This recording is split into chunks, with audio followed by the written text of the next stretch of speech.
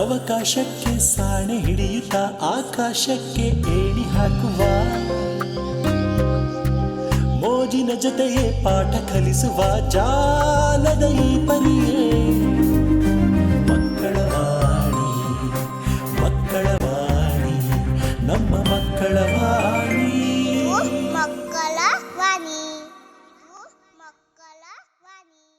ಎಲ್ರಿಗೂ ನಮಸ್ಕಾರ. ಕರ್ನಾಟಕ ಸರ್ಕಾರ ಸಾರ್ವಜನಿಕ ಶಿಕ್ಷಣ ಇಲಾಖೆಯ ಹೆಮ್ಮೆಯ ಪ್ರಸ್ತುತಿ ಮಕ್ಕಳವಾಣಿ ನಲಿಯೋಣ ಕಲಿಯೋಣ ಯೂಟ್ಯೂಬ್ ಚಾನೆಲ್ನ ಇವತ್ತಿನ ಹಾಗೂ ಈ ಸರಣಿಯ ಕೊನೆಯ ಸಂಚಿಕೆಗೆ ತಮ್ಮೆಲ್ರಿಗೂ ಸ್ವಾಗತ. ನಾನು ಉಮಾ. ನಾನು ಉದಯ್. ಏನಿವತ್ತು ಕೈಯಲ್ಲಿ ಬಾಕ್ಸಿಂಗ್ ಆಡೋ ರೀತಿ ಏನೋ ಹಾಕೊಂಡು ಬಂದಿದ್ದಾರೆ ಅಂತ ಯೋಚನೆ ಮಾಡ್ತಿದ್ದೀರಾ? ಇವು ಮುಳ್ಳುಹಂದಿ ಮರಿಗಳು. ಈ ಮುಳ್ಳುಹಂದಿ ಮರಿಗಳನ್ನ ಬಳಸ್ಕೊಂಡು ನಾವೊಂದು ಕತೆ ಹೇಳ್ತಿದ್ದೇವೆ. ಹೌದು, ಇಬ್ರು ಒಟ್ಟಿಗೆ ಸೇರಿ ಹೇಳೋಣ. ಖಂಡಿತ ಉಮಾ, ಶುರು ಮಾಡಿ. ಸರಿ ಉಮಾ. ಒಂದು ಕಾಡಲ್ಲಿ ಮುಳ್ಳಂದಿಗಳೆಲ್ಲ ವಾಸವಾಗಿರ್ತವೆ. ಅವು ಬಿಲೆಗಳಲ್ಲಿ ವಾಸ ಮಾಡ್ತಿರ್ತವೆ. ಹೀಗೆ ಒಮ್ಮೆ ಬಿಲೆಗಳಲ್ಲಿ ವಾಸ ಮಾಡ್ತಾ ಇರುವಾಗ ಚಳಿಗಾಲ ಶುರುವಾಗುತ್ತೆ. ಪಾಪ ಈ ಪುಟ್ಟ ಪುಟ್ಟ ಮುಳ್ಳುಹಂದಿ ಮರಿಗಳಿಗೆ ಆ ಚಳಿ ತಡಿಲಿಕ್ಕೆ ತುಂಬಾ ಕಷ್ಟ ಆಗುತ್ತೆ. ಆಗ ಅವು ಒಂದು ವಿಚಾರಕ್ಕೆ ಬರ್ತವೆ. ಅದೇನೆಂದ್ರೆ, ನಾವೆಲ್ಲ ಒಟ್ಟಿಗೆ ಸೇರಿ ಯಾವುದೋ ಒಂದು ತೀರ್ಮಾನಕ್ಕೆ ಬಂದರೆ ಈ ಚಳಿಗಾಲದಿಂದ ಪಾರಾಗ್ಬೋದು ಅಂತ ಅವು ಒಂದು ಕಡೆ ಸಭೆ ಸೇರ್ತವೆ. ಆ ಸಭೆಯಲ್ಲಿ ಎಲ್ಲ ಮುಳ್ಳುಹಂದಿ ಮರಿಗಳು ಪಕ್ಕದಲ್ಲಿ ಕುಳಿತುಕೊಂಡಿರ್ತವೆ. ಅವುಗಳ ಉಸಿರಾಟದಿಂದ, ಮೈ ಸ್ಪರ್ಶದಿಂದ ಅವುಗಳಿಗೆ ಬೆಚ್ಚಗಿನ ಅನುಭವ ಆಗುತ್ತೆ. ಆಗ ಅವು ಒಂದು ತೀರ್ಮಾನಕ್ಕೆ ಬಂದುಬಿಡ್ತೇವೆ, ನಾವೆಲ್ಲ ಒಟ್ಟಿಗೆ ಇದ್ದರೆ ಈ ಚಳಿಗಾಲದಿಂದ ಪಾರಾಗ್ಬೋದು ಅಂತ, ಇನ್ನು ಮುಂದಿನ ಬದುಕನ್ನು ನಾವು ಒಟ್ಟಿಗೆ ಕಳಿಬೇಕು ಅಂತ ಒಂದು ವಿಚಾರಕ್ಕೆ ಬರ್ತವೆ ಅವು. ಹೌದು, ಹೀಗೆ ಇರಬೇಕಾದ್ರೆ ಸ್ವಲ್ಪ ದಿನಗಳ ನಂತರ ಅದರಲ್ಲಿದ್ದ ಒಂದು ಮುಳ್ಳುಹಂದಿ ಹೇಳುತ್ತೆ, ನಾವು ಹೀಗೆ ಒಟ್ಟಿಗೆ ವಾಸ ಮಾಡ್ತಿದ್ದೀವಿ, ನಮ್ಮ ಮೈಯಲ್ಲಿರುವ ಮುಳ್ಳುಗಳು ಒಬ್ರಿಗೊಬ್ರಿಗೆ ಚುಚ್ಕೊಳ್ತಾ ಇದೆ, ಹಾಗಾಗಿ ನಾವು ಮೊದಲಿನ ಹಾಗೆ ದೂರ ದೂರ ಹೋಗಿ ವಾಸ ಮಾಡೋಣ ಅಂತ ಹೋಗ್ಬಿಡ್ತವೆ. ಹಾಗೆ ದೂರ ದೂರ ಹೋದ ನಂತರ ಮತ್ತದೇ ಚಳಿಗಾಲ, ಮತ್ತದೇ ಸಹಿಸಲು ಸಾಧ್ಯವಾದಂತಹ ಭೀಕರ ಚಳಿಯಿಂದ ಸಾವು ಬಂದೇ ಬಿಡುತ್ತೆ ಅಂತ ಅನ್ಸತ್ತೆ ಅವಕ್ಕೆ. ಹೌದು, ಮತ್ತೆ ಅವು ಯೋಚನೆ ಮಾಡ್ತವೆ, ನಾವು ಚಳಿಯಿಂದ ಸಾಯೋದಕ್ಕಿಂತ ಒಟ್ಟಿಗೆ ಕುಳಿತು ಬಾಳೋದು ಮೇಲು ಅಂತ ಯೋಚನೆ ಮಾಡ್ಕೊಳ್ತವೆ, ಒಟ್ಟಿಗೆ ಬಾಳ್ತವೆ. ಹೇಗಿದೆ ಉಮಾ ಕತೆ? ತುಂಬ ಚೆನ್ನಾಗಿದೆ ಉಮಾ. ಈ ಕತೆ ಹೇಳಿದ ನಂತರ ನಾವು ಇನ್ನೊಂದು ಕತೆನೂ ಕೇಳ್ಕೊಬರ್ಬೇಕು. ಆ ಕಥೆನ ಕೇಳೋಣ. ಅದಕ್ಕೂ ಮುಂಚೆ ಈ ಮುದ್ದಾದ ಮುಳ್ಳುಹಂದಿ ಮರಿಗಳನ್ನ ಹೇಗೆ ಮಾಡೋದು ಅಂತ ಹೇಳ್ಕೊಡಿ. ಖಂಡಿತ ಹೇಳ್ಕೊಡ್ತೀನಿ ಅಮ್ಮ. ಸರಿನಾ? ಹೇಳ್ಕೊಡಿ. ಈಗ ನಾವು ಕಥೆ ಕೇಳ್ಕೊಂಡು ಬಂದ್ಬಿಡೋಣವಾ? ಸರಿ, ಹಾಗಾದ್ರೆ.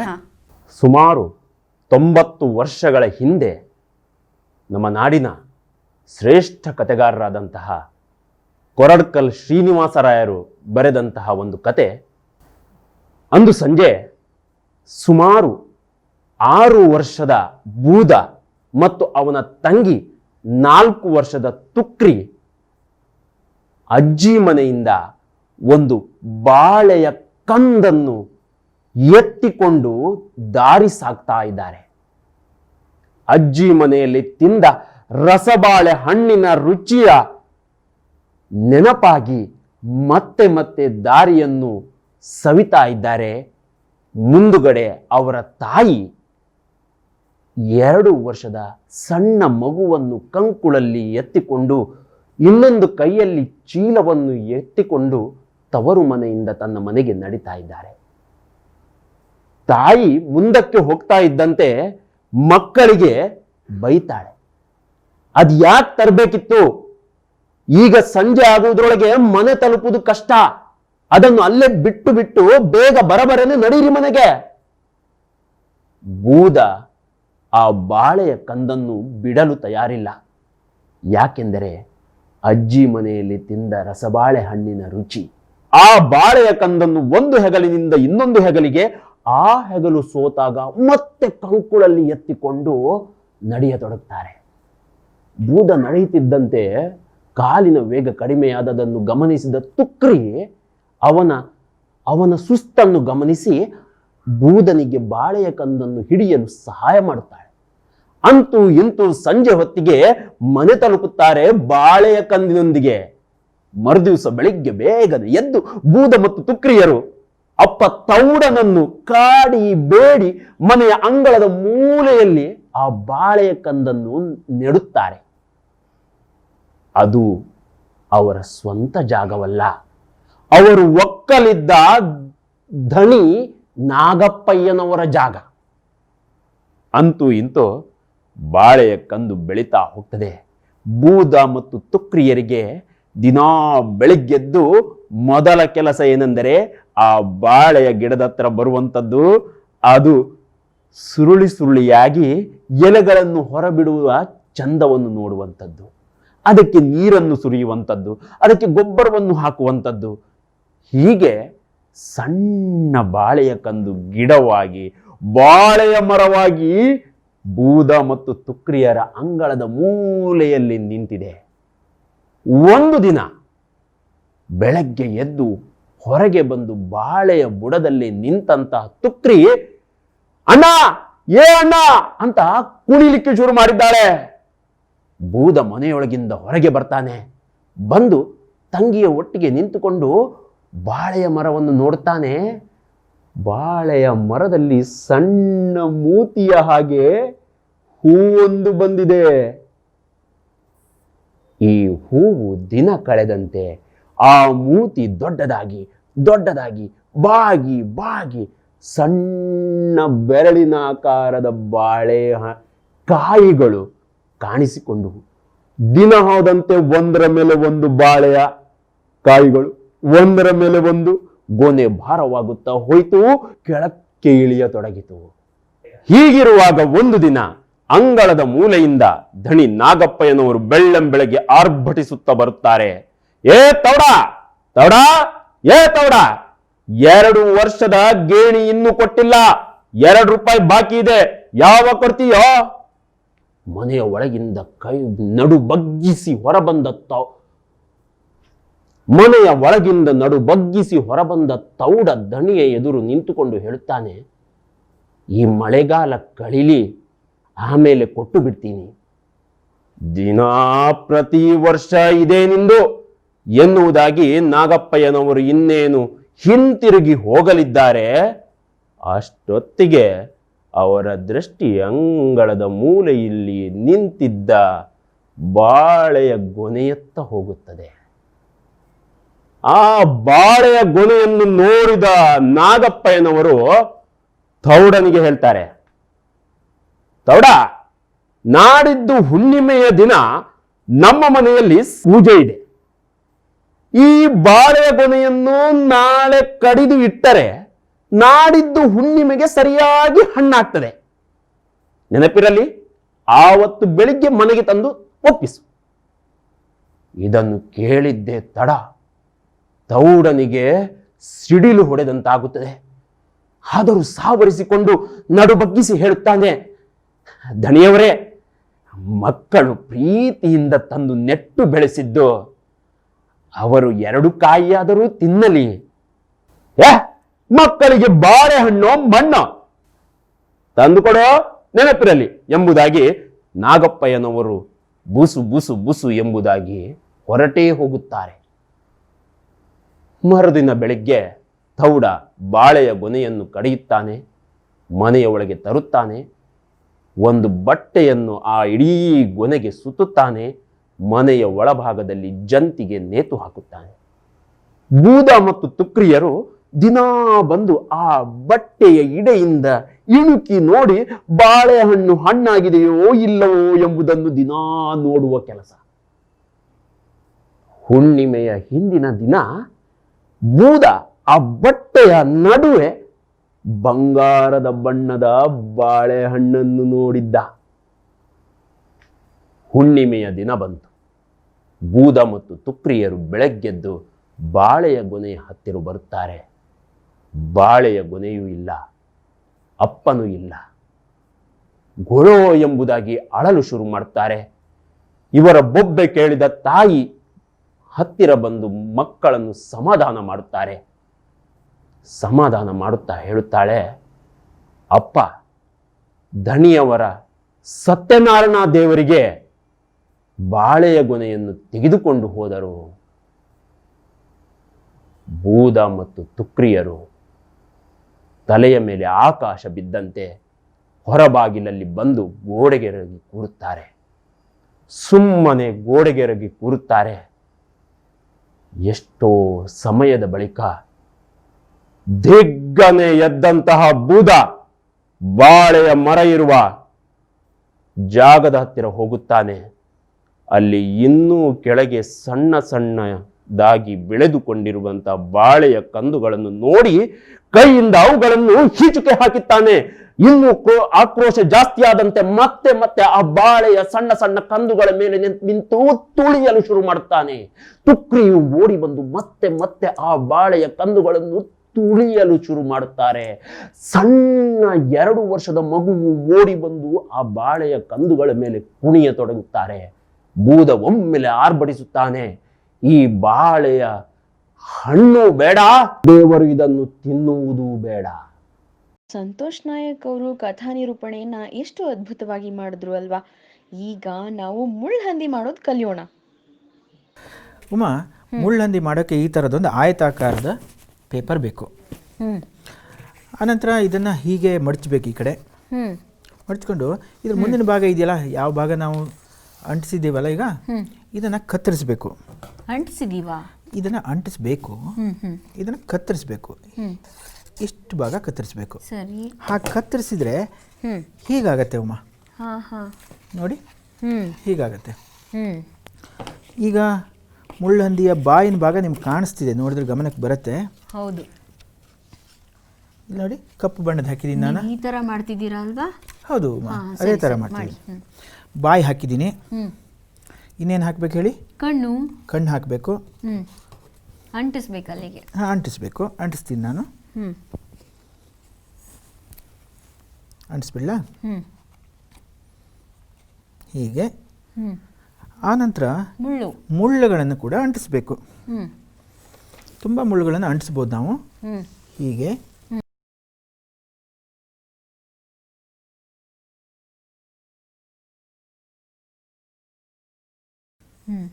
ಹೀಗೆಲ್ಲ ಅಂಟಿಸ್ತಾ ಹೋದ್ಮೇಲೆ ಎಲ್ಲ ಅಂಟಿಸಿದ್ರೆ ಹೀಗೆ ಆಗುತ್ತೆ ಉಮಾ. ಉದಯ್ ಸರ್, ನೀವು ಮಾಡಿರೋ ಮುಳ್ಳುಹಂದಿಗಳು ತುಂಬಾ ಚೆನ್ನಾಗಿವೆ. ಉಮಾ, ಎಲ್ಲಿ ಮುಳ್ಳುಹಂದಿ ಕಾಣ್ತಾ ಇದೆ? ನಾನು ಇಲ್ಲಿದ್ದೀನಿ. ನಿಮ್ಮ ಧ್ವನಿ ಎಲ್ಲೋಯ್ತು? ಧ್ವನಿನೂ ಇಲ್ಲೇ ಇದೆ. ಮತ್ತೆ ಇದೇನು ಕಾಣಿಸ್ತಿದೆ ನಿಮ್ಮ ಕಣ್ಣಿಗೆ? ಅದೇನು ಬಾಲ್ ಆಡ್ತಾ ಇದ್ದೀರಿ? ಬಾಲ್ ಅಲ್ಲ, ಬಲೂನು. ಯಾಕೆ ಆಡ್ತಿದ್ದೀರಿ? ಯಾಕೆ ಅಂತಂದ್ರೆ ನಾನು ಎಷ್ಟು ರಭಸವಾಗಿ ಇದನ್ನ ಕೆಳಗಡೆ ಹಾಕ್ತಿದ್ದೀನೋ ಅಷ್ಟೇ ರಭಸವಾಗಿ ಮೇಲೆ ಬರ್ತಾ ಇದೆ. ಖಂಡಿತ ಬರುತ್ತೆ ಅದು. ಇದನ್ನ ಯಾಕೆ ಹೇಳ್ತಿದ್ದೀನಿ ಗೊತ್ತಾ? ಯಾಕೆ? ಮಕ್ಕಳ ವಾಣಿ ಕಾರ್ಯಕ್ರಮ ಎಷ್ಟು ಚೆನ್ನಾಗಿ ಬರ್ತಾ ಇದೆಯೋ ಅಷ್ಟೇ ಚೆನ್ನಾಗಿ ನಮ್ಮ ವೀಕ್ಷಕರು ಪ್ರತಿಕ್ರಿಯೆ ನೀಡ್ತಾ ಇದ್ದಾರೆ. ಹೌದಾ? ಹಾ, ಆ ಪ್ರತಿಕ್ರಿಯೆನೆಲ್ಲ ನಾವು ನೋಡ್ಬೇಕಲ್ಲ. ಖಂಡಿತ ವೀಕ್ಷಿಸೋಣ. ಓ, ಇಲ್ಲಿ ನೋಡಿ ಸರ್, ಹುಡುಗಿ ತನ್ನ ಬಟ್ಟೆನೂ ಕೆಂಪು ಬಣ್ಣ, ಲೇಡಿ ಬಗ್ಗು ಕೆಂಪು ಬಣ್ಣ ಮಾಡಿದ್ದಾರೆ. ಟಾಕಿಂಗ್ ಕ್ಯಾಟ್ ಇದೆ ಕೂಡ. ಹೌದು, ತುಂಬ ಚೆನ್ನಾಗಿದೆ. ಇಲ್ಲಿ ನೋಡಿ, ಮತ್ತೆ ಮಾತನಾಡುವ ಬೆಕ್ಕು ಮತ್ತೆ ಪೇಪರ್ ಮನೆ ಮಾಡಿದ್ದಾರೆ. ಚೆನ್ನಾಗಿದೆ, ತುಂಬ ಚೆನ್ನಾಗಿದೆ. ಪ್ಯಾರಟ್. ಹಾಂ, ಪೇಪರ್ ಗಿಳಿ ಚೆನ್ನಾಗಿದೆ. ಇದು ಕೂಡ ಇದು ಮಾಯಾಟಿಕೆ ಅಲ್ವಾ? ಇಮೋಜಿ ಇರೋದು. ಹೌದೌದು, ತುಂಬ ಚೆನ್ನಾಗಿದೆ. ಓ, ಇವ್ರು ನೋಡಿ ಸರ್, ಪೇಪರ್ ಶರ್ಟ್ ತೋರಿಸಿದ್ರೆ ಪೇಪರ್ ಫ್ರಾಕ್ ಕೂಡ ಮಾಡಿಬಿಟ್ಟಿದ್ದಾರೆ. ಹೆಂಗೆ ನಮ್ಮ ಹುಡುಗ? ಚೆನ್ನಾಗಿದೆ, ತುಂಬ ಚೆನ್ನಾಗಿದೆ. ಹೌದು. ನೆಲಗಡಲೆ ಸಿಪ್ಪೆಯಿಂದ. ಸಿಪ್ಪೆಯಿಂದ ನೋಡಿ ಎಷ್ಟು ಚೆನ್ನಾಗಿ ಕಾಣಿಸ್ತಿದೆ. ಓ, ಹಲಸಿನ ಹಣ್ಣು ಥರ ಕಾಣಿಸ್ತಿಲ್ವಾ ಅದು? ಕೆಲವು ಸಿಪ್ಪೆಗಳು ಕೆಳಗೆ ಏನು ಮಾಡಿದ್ದಾರೆ ಅವರು? ಅಂದರೆ ಹಲಸಿನ ಹಣ್ಣು ಮರದಿಂದ ಬೀಳ್ತಾ ಇದೆ ಅಂತ ತೋರಿಸಿದ್ದಾರೆ. ಓಕೆ. ಇನ್ವಿಟೇಷನ್ ಕಾರ್ಡ್ ತುಂಬ ಚೆನ್ನಾಗಿದೆ. ಹೌದು. ಹಾಂ, ಕಪ್ಪೆ. ಅದೇ ನೀವು ಮಾಡಿ ತೋರಿಸಿದ್ರಲ್ಲ, ತುಂಬ ಚೆನ್ನಾಗಿ ಮಾಡಿದ್ದಾರೆ. ಹೌದಮ್ಮ. ಓಹೋ, ನೀವು ಅವತ್ತು ಕಪ್ಪು ಬಣ್ಣದ ಬೆಕ್ಕು ತೋರಿಸಿದ್ರಿ, ಇಲ್ಲಿ ನೋಡಿ ಹಳದಿ ಬಣ್ಣದ ಬೇಕು. ಹೆಂಗೆ ನಮ್ಮ ಹುಡುಗಿ? ತುಂಬ ಚೆನ್ನಾಗಿ ಮಾಡಿದ್ದಾರೆ. ಹೌದು ಹೌದು. ಆಹಾ, ಸೋಗೆ. ಹೌದು. ಅಲ್ಲ, ನಾವು ಕನ್ನಡಕ, ವಾಚು, ಉಂಗುರ ತೋರಿಸಿದ್ರೆ ಇವರು ನೆಕ್ಲೆಸ್ ಕೂಡ ಮಾಡಿ ಹಾಕ್ಕೊಂಡಿದ್ದಾರೆ. ಹೌದು, ಎಲ್ಲ ಪೂರ್ತಿ ಸೆಟ್ಟು ಸೋಗೆದು. ಹೌದು, ತುಂಬ ಚೆನ್ನಾಗಿದೆ ಪುಟ್ಟ, ಚೆನ್ನಾಗಿ ಕಾಣಿಸ್ತಿದ್ದೀರಾ. ತುಂಬ ಚೆನ್ನಾಗಿದೆ. ನಮಸ್ಕಾರಗಳು. ಮಕ್ಕಳ ವಾಣಿ ನಲಿಯೋಣ ಕಲಿಯೋಣ 50ನೇ ಸಂಚಿಕೆಗೆ ಹಾರ್ದಿಕ ಶುಭಾಶಯಗಳು. ನಾನು ಮನೀಶ್. ನಾನು ಆಶೀಶ್. ಆತ್ಮೀಯ ವೀಕ್ಷಕರೇ, ತಮ್ಮ ಪ್ರೀತಿ ಅಭಿಮಾನ ಕಂಡು ನಮಗೆ ಖುಷಿಯಾಗಿದೆ. ಹಾಗೆ ಮತ್ತೊಂದು ವಿಚಾರವನ್ನ ತಮ್ಮೊಟ್ಟಿಗೆ ಹಂಚಿಕೊಳ್ಳೋದಿದೆ. ಅದು ಏನಂತಂದ್ರೆ, ಈ ಸರಣಿಯ ಕೊನೆಯ ಸಂಚಿಕೆ ಇದಾಗಿದ್ದು, ಮತ್ತೆ ಮುಂದಿನ ಸರಣಿಯಲ್ಲಿ 10 ಹಲವು ಹೊಸತನದೊಂದಿಗೆ ನಿಮ್ಮನ್ನ ಖಂಡಿತ ಭೇಟಿಯಾಗ್ತೀವಿ. ನಿಮ್ಮ ಪ್ರೀತಿ ಅಭಿಮಾನ ಹಾಗೆಯೇ ಇರಲಿ. ಹಾಗೆ ಇರುತ್ತೆ. ಈಗ ನಾವೇನು ಮಾಡ್ತೀವಿ ಅಂತಂದರೆ, ನಾನೇ ಮಾಡಿರೋ ಈ ಪೇಪರ್ ಬ್ಯಾಗ್ನ ತಗೊಂಡು ಖರೀದಿಗೆ ಹೋಗ್ತಿದ್ದೀವಿ. ಈ ಪೇಪರ್ ಬ್ಯಾಗ್ ಅಲ್ಲ? ಹೌದು. ಉಮಾ, ಮತ್ತೆ ಕಾರ್ಯಕ್ರಮ ನೋಡೋದಿದೆ, ನೀವು ಯಾವಾಗ ಹೋಗ್ತೀರಾ? ಹೌದಲ್ವಾ, ಮರ್ತೇ ಹೋಗಿದೆ. ಸರಿ, ಈ ಮುಂದಿನ ಕಾರ್ಯಕ್ರಮ ಏನು? ಮುಂದಿನ ಕಾರ್ಯಕ್ರಮ ಇದೇ ಥರ ಪೇಪರನ್ನು ಬಳಸ್ಕೊಂಡೇ ಮಾಡಿರೋ ಕ್ರಾಫ್ಟ್ ಉಮಾ. ಇದೇ ಥರ ಪೇಪರಾ? News paper. ಓ, ಏನು ಮಾಡಿದ್ದಾರೆ? ಪೇಪರ್ನಿಂದ ಹೂಗಳನ್ನೆಲ್ಲ ಮಾಡಿದ್ದಾರೆ. ಹೌದಾ? ಹಾಗಾದ್ರೆ ಆ ಪೇಪರ್ ಹೂವನ್ನ ಮಾಡಿಕೊಂಡು ಮುಡ್ಕೊಂಡು ಶಾಪಿಂಗ್ ಹೋಗೋಣ. ಸರಿ, ಹಾಗಾದ್ರೆ. ಹಾಯ್, ಇವತ್ತು ನಾವು ಪೇಪರಲ್ಲಿ ಕ್ರಾಫ್ಟ್ ಹೇಗೆ ಮಾಡೋದು ಅಂತ ಕಲ್ತ್ಕೊಳ್ಳೋಣ. ಮಾಡಿ.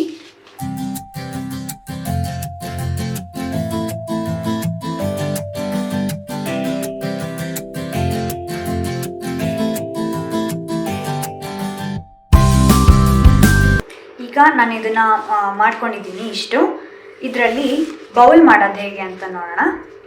ಒಂದನ್ನು ತಗೊಂಡು ಈ ಥರ ಪ್ರೆಸ್ ಮಾಡಿ ಅದನ್ನು ಫ್ಲ್ಯಾಟಾಗಿ ಮಾಡಿಕೊಂಡು ಈ ತುದಿನ ಈ ಥರ ರೋಲ್ ಮಾಡ್ತಾ ಹೋಗಿ.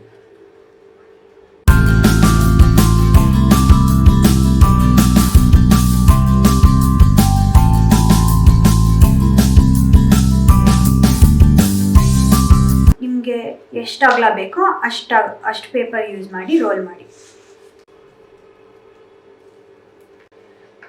ಈ ಥರ ಪೇಸ್ಟ್ ಮಾಡ್ಕೊಂಡ್ಮೇಲೆ ಅದನ್ನು ಈ ಥರ ಒಳಗಡೆಗೆ ಪ್ರೆಸ್ ಮಾಡಿ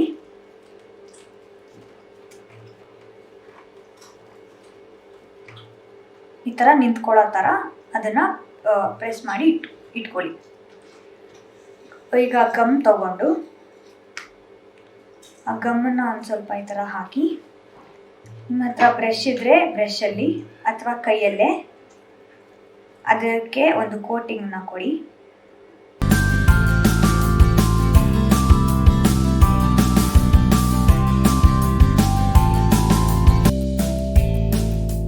ಈಗ ಆ ಪೇಪರ್ ರೋಲ್ಸ್ನ ಪೇಂಟ್ ಮಾಡ್ಕೊಂಡಿದ್ವಿ.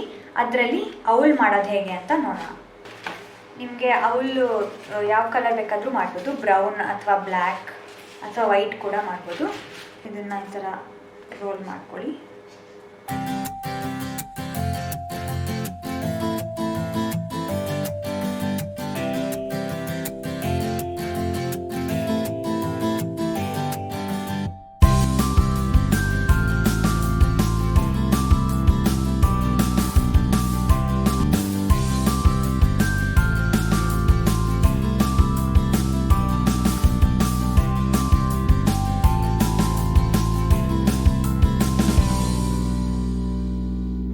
ಈಗ ಇದ್ರ ಕಣ್ಣು ಮಾಡೋಣ.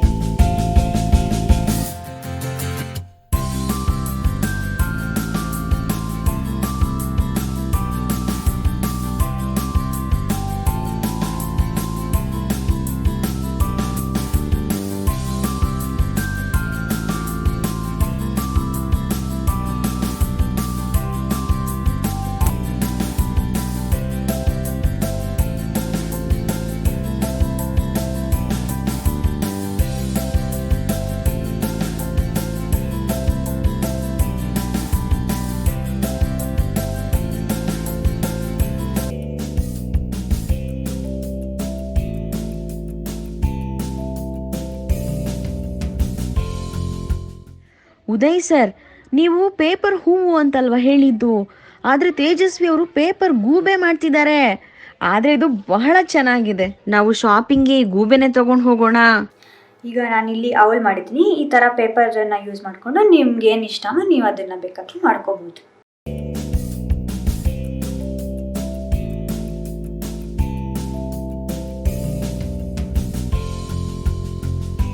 Thank you. ಉಮಾ, ಇನ್ನು ಪೇಪರ್ ಹೂವು ಆಗಿಲ್ವಾ? ವಿಡಿಯೋ ಮುಗ್ದೋಯ್ತಲ್ಲಿ. ವಿಡಿಯೋ ಮುಗ್ದೋಯ್ತಾ? ಮುಗ್ದೋಯ್ತು ನೋಡಿ. ನನಗಿನ್ನೊಂದು ಸ್ವಲ್ಪ ಸಮಯ ಬೇಕಿತ್ತು. ಇರಲಿ, ಆಮೇಲೆ ಮಾಡ್ತೀನಿ.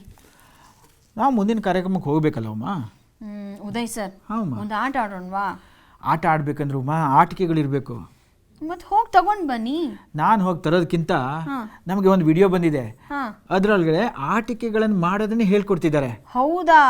ಹಾಗಾದ್ರೆ ಆ ವಿಡಿಯೋ ನೋಡಿಕೊಂಡು ಆಮೇಲೆ ಆಟಿಕೆನ ನೀವು ಮಾಡಿ ಕೊಡಬೇಕು. ಖಂಡಿತ ಮಾಡ್ಕೊಡ್ತೀನಮ್ಮ. ಸರಿ, ಹಾಗಿದ್ರೆ ನೋಡೋಣ. Hi friends, today we will make spinning top. Things required: bottle, scissor, tape, then 2 bottle cap with hole in the center. Now 1 thread,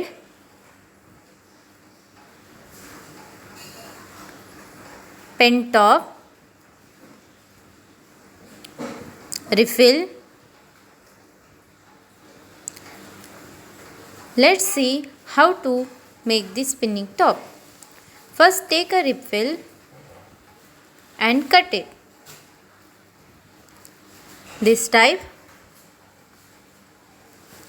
Now take 2 bottle caps and pass the refill through it.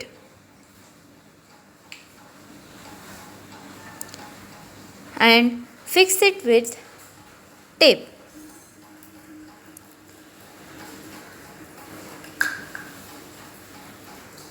Like this type.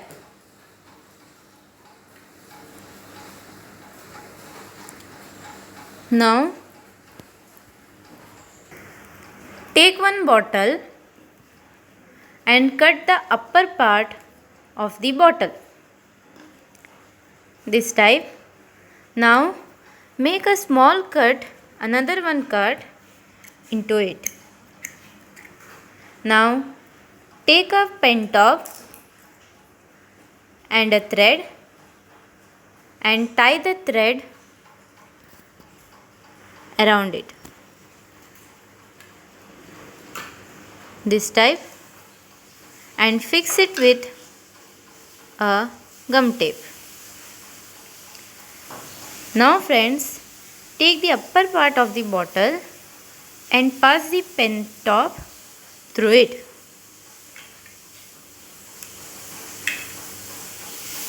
And take the thread and tie the thread with the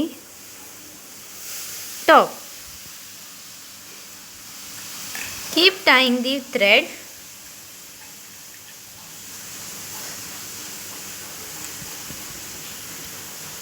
until it reaches to the end of the bottle. Now keep the top into the bottle. Now take a plate. We are taking this plate to give a base for the spinning top. If you don't want the plate, you can spin the top on the floor.